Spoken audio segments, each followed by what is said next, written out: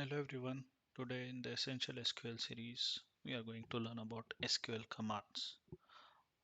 Now, these commands are the way that we communicate with a database, and these can be broadly categorized into five groups: DDL, DML, DCL, TCL, and DQL.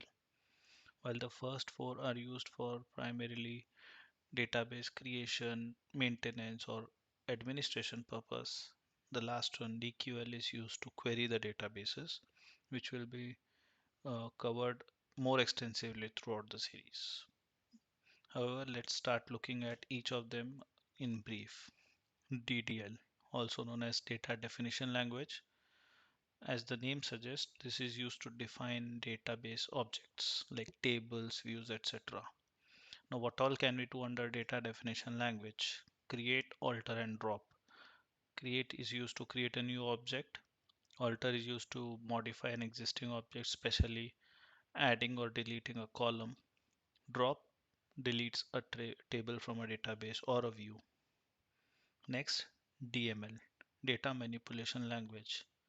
While DDL works at a tabular or view level, uh, DML works more at a record or row level. What all can we do with DML? Insert, update, delete. Insert is used to insert new records in a table. Update is used to modify an existing record in a table or an existing set of records in a table. Delete is used to delete a record or a set of records in a table. Next is DCL, data control language. This is usually used to grant or revoke privileges to the user to read, write, or additional privileges for any users to the database and the tables in particular.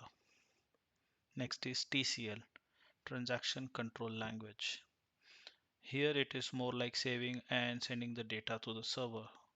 Commit, rollback, and save point. Commit is when you want to save a data permanently which cannot be rolled back. Save point is when you want to create more like a backup to the server, and using rollback it can always be rolled back to that particular point of time. Finally comes DQL, data query language. There's only one statement called select statement. It reads certain records from one or more tables or views based on certain conditions, etc.